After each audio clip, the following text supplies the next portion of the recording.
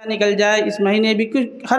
کبھی کوئی پروگرام ہے تو اس کی ذمہ داری کا احساس ہوتا تھا، تو یہ مجھے اچھا لگا اور بعد میں احساس ہوا کہ حضرت نے ہمارے فائدے ہی کے لیے اور مجھے اس میں آگے بڑھنے کے لیے تاکہ کوئی جو ذمہ داری سنبھالنے کی عادت بنے اور کچھ کر سکے، تو میرے فائدے ہی کے لیے مجھے منتخب کیا، یہ ذمہ داری دی۔ شروع میں وقتی طور پر یہ گزرتی تھی کہ یہ کہاں کسی پروگرام کی ذمہ داری، یہ بچوں سے ملنا ورنہ۔ اصل مجھے بات آپ سے کہنی یہ ہے کہ میں اس ذمہ داری کو جب نبھاتا تھا تو بچے ہر طرح کے مزاج کے، کچھ بچے تو بحسن خوبی قبول کرتے تھے، ان کو ایسا لگتا تھا کہ ہمارے فائدے کے لیے بچے ہیں، کوئی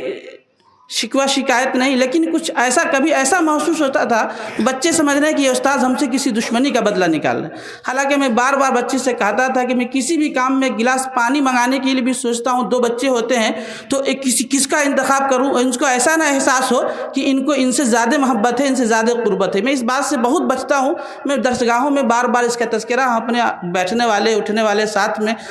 جو ہمارے ساتھ اساتذہ ہوتے ہیں ان میں بھی اس کا تذکرہ کرتا رہتا ہوں کہ بچے میں اگر یہ احساس پیدا ہو گیا کہ ان سے زیادہ ربط ہے ہمارے مقابلے میں، تو بچے کی تکلیف باقی رہتی ہے کہ نہیں، تو اس سے میں بہت بچتا رہتا ہوں۔ پھر بھی جب مجھے یہ ذمہ داری تھی تو کبھی کسی کو مضمون کے لیے، کبھی کسی کو کسی پروگرام کی تیاری کے لیے کہتا تھا تو کچھ بچے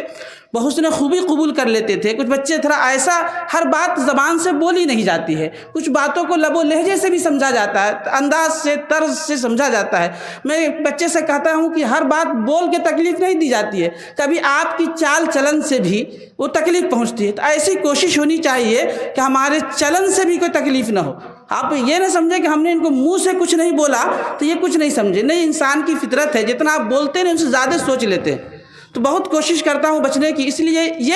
میں جن کے سر بھی یہ ذمہ داری ہو، مطلب جن اساتذہ کے سر بھی یہ ذمہ داری ہو، بچے حتی الامکان کوشش کریں کہ یہ ہمارے فائدے کے لیے کر رہے ہیں۔ سب بچہ ہمارے لیے برابر ہے، یہ تو میں ہمیشہ احتیاط کرتا ہوں کہ کسی بچے میں یہ احساس پیدا نہ ہو کہ ان کے ہیں، ان سے ان کا خاص تعلق ہے، ان کی طرف ان کی توجہ ہے زیادہ۔ میں نہیں، بہت بچتا ہوں اس سے میں، کیونکہ یہ تکلیف بچے کی بعد میں بھی نہیں جاتی۔ اور دوسری بات یہ کہنی تھی کہ دیکھیے، مسابقہ کی جب تیاری کے لیے کہا جاتا ہے، آپ سمجھتے ہیں مائک پر کھانا کم معمولی بات ہے۔ آپ قرآن پڑھتے ہیں، اگر کسی پروگرام میں آپ سے تلاوت کے لیے کہا دیا جائے، قرآن ہی پڑھنے کے لیے کہا دیا جائے تو بہت آپ پسینے پسینے ہو جائیں گے۔ آپ قرآن پڑھتے ہیں، کسی بچے سے برجستہ کھڑا کر دیا جائے پروگرام، بچے چاہ رہا ہے تلاوت کر دو، قرات ترتیل نہیں، حدر ہی کر دو، تب بھی وہ پسینہ پسینے ہو جائیں گے۔ تو آپ کے مستقبل کو روشن کرنے کے لیے، آپ کو آگے بڑھانے کے لیے، زندگی میں آگے آپ کو پریشانی کا سامنا نہ کرنا پڑے، اس کے خاطر یہ پروگرام کرائے جاتی ہے، مشقیں کرائی جاتی ہے، تمرینیں کرائی جاتی ہے۔ تو اس لیے جو ذمہ داری دی جائے، جو پروگرام کی جو نوعیت بنائی جاتی ہے، جو ترتیب بنائی جاتی ہے، سب آپ کے فائدے کے خاطر۔ میں کہا کہ سب لوگ پڑھے لکھے، اگر نہیں کسی چیز کی عادت نہیں، نماز پڑھانے کی عادت نہیں، کبھی نماز پڑھانا پڑ جاتا ہے تو بڑی دقت ہوتی ہے۔ اس لیے آپ سمجھتے ہیں کہ میں پڑھانا، یہ تقریر کی بات دور کی ہے، میں کہہ رہا ہوں آپ 24 گھنٹہ قرآن پڑھتے، درجہ حفظ میں پڑھتے ہیں، حافظ ہے، قاری ہے، قرآن آپ کو خوب یاد ہے، لیکن بغیر آپ سے اطلاع کیے، آپ کے میک پر پڑھنے کی عادت نہیں، مشق نہیں، تو آپ سے کہا جائے تو آپ برجستہ انکار، خود استاذ بھی خوشامد کرتے رہ جائیں گے، پھر بھی آپ نہیں آئیں گے۔ اس لیے اس کو غنیمت سمجھیے، جامعہ نے جو انتظام کیا ہے بہت ہی غنیمت ہے آپ کے لیے۔ اور اسی طرح خطبے کا جو میں اس سے پہلے بھی تبصرہ کیا اس پر آپ سے، پروگرام شروع ہونے سے پہلے، کہ آپ دیکھتے ہیں کچھ لوگ 20 سال سے امامت کرتے آ رہے ہیں، بہت زندگی کھپا دی، لیکن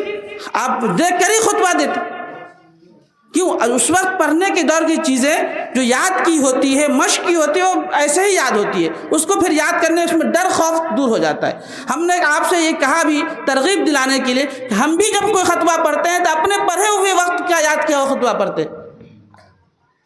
اسی لیے جو ذمہ داری دی جائے اساتذہ کی، ایسے آپ کو بولنے کا انتظار نہیں، ایسی نقل و حرکت بھی نہ کریں جن سے تکلیف ہو، ان سے بچا کیجیے، آگے بڑھا کیجیے۔ میں نے اس چیز میں خود محسوس کیا، جیسے ایک فرا تھی مضمون نگاری،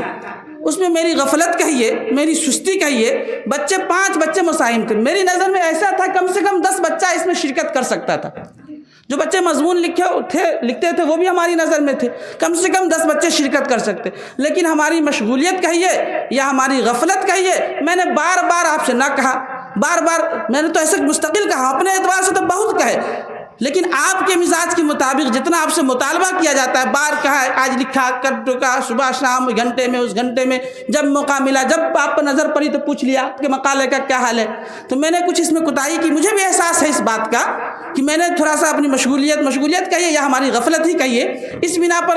میں نے اس پہ تھوڑا توجہ نہیں دی، تو بچے کم تھے، مجھ سے متعلق یہ فرا تھی، مجھے اس بات کا بہت احساس تھا کہ نہیں 5 بچے کا کیا مسابقہ، لیکن وقت نکل چکا تھا، پھر میں اس پر کیا زور ڈالوں۔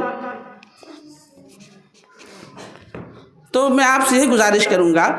کہ جو اساتذہ آپ کے پیچھے پڑتے ہیں، کسی چیز کا مطالبہ کرتے ہیں، تو آپ کے ہی فائدے کی خاطر، اپنا کوئی مفاد نہیں ہوتا۔ ہاں یقیناً اتنا یہ بات تو ضروری ہے کہ استاذ ہی ایک ایسا ہے جو باپ اور استاذ جو کسی کی ترقی سے نہیں جلتا ہے۔ استاذ سمجھتا ہے کہ بچہ آگے بڑھے گا تب بھی میرا نام بلند کرے گا، باپ بھی یہی سمجھتا ہے کہ کہیں بھی پہنچ جائے تب بھی میرا بیٹا کہلائے گا، استاذ بھی یہی سمجھتا ہے کہ کسی بھی بلندی پر پہنچ جائے تب بھی میرا شاگرد کہلائے گا۔